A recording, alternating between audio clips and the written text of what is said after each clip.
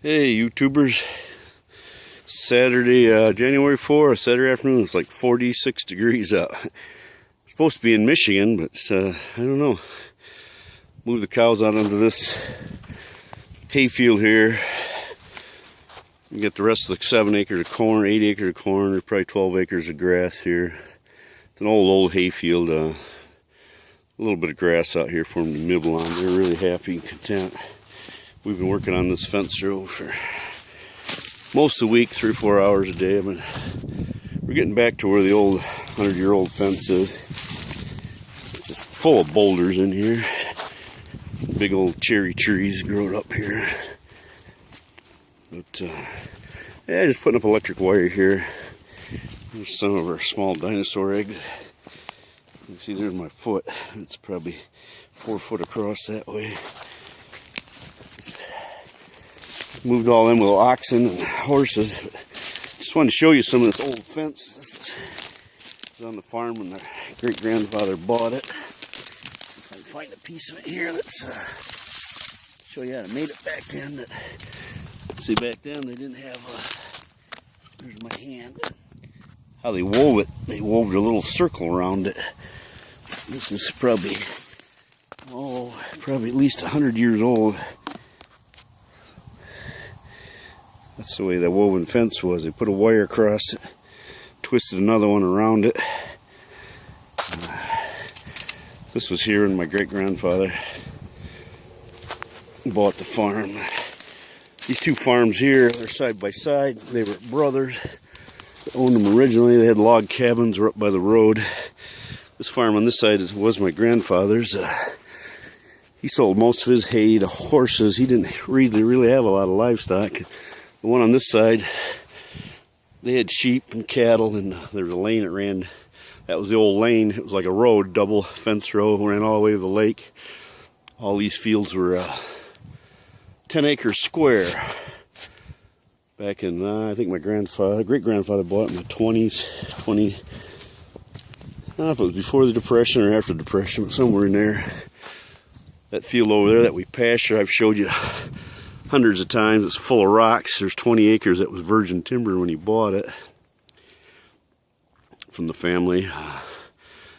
Back in the 20s and 30s, everybody moved to town. Everybody got sick of farming, and of course, he had the sawmill, so he bought it, sawed that virgin timber off, got enough off the timber to pay for the farm. So that's how my great-grandfather ended up with so much land back in the 20s and 30s. Well, even up from the 40s. He died in, I think, the late 50s.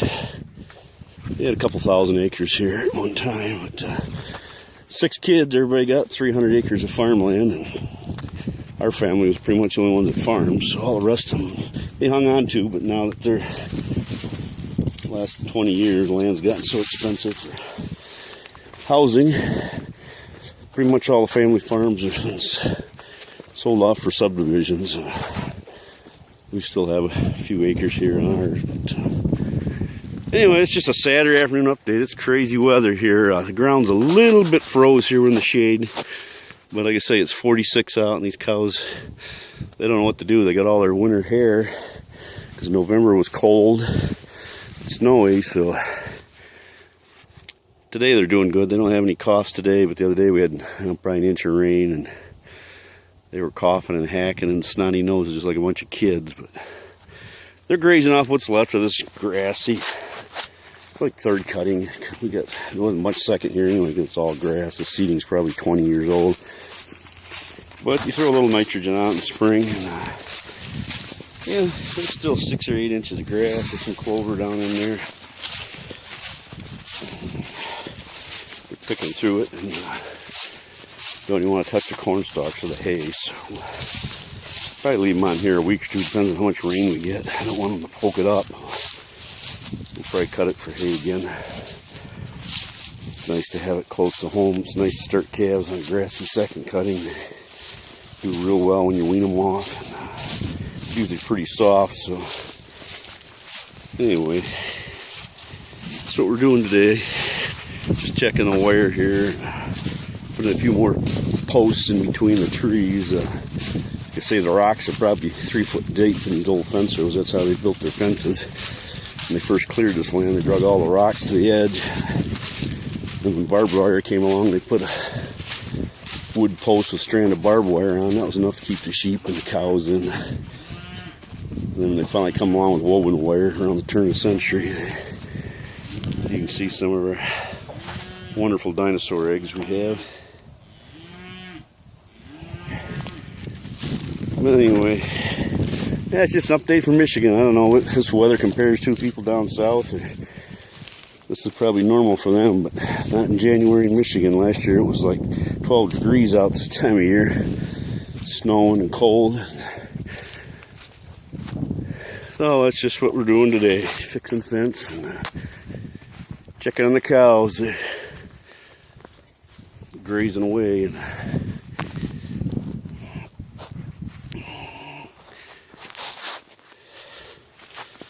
everybody have a great Saturday afternoon. Say it's a beautiful sunshiny day. It's about the 3rd day in a row we've had some sunshine. It just makes you feel a whole lot better than waking up to clouds and rain.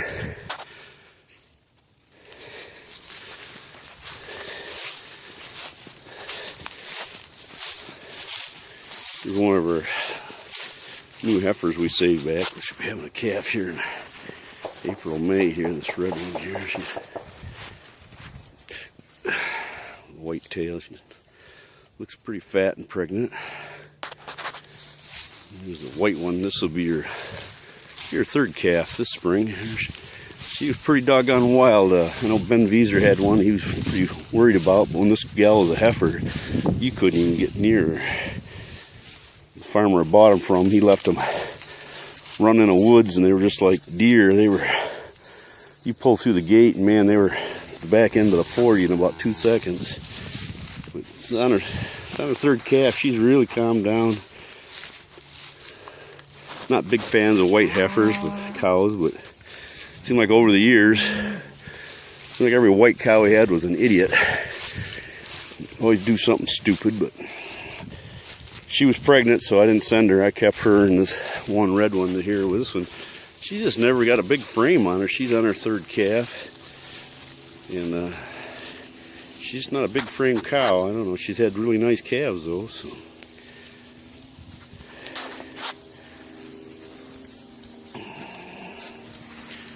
But there's a lot of them showing big bellies on them.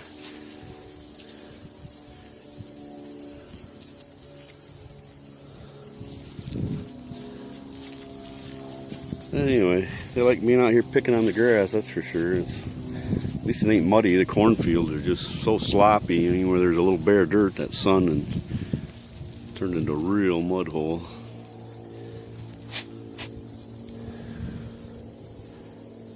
No, that's just an update from Michigan. Everybody had a great Saturday, and we'll see what next week brings. I don't really see any cold weather coming. Down the 28th at night, and not really freezing out, but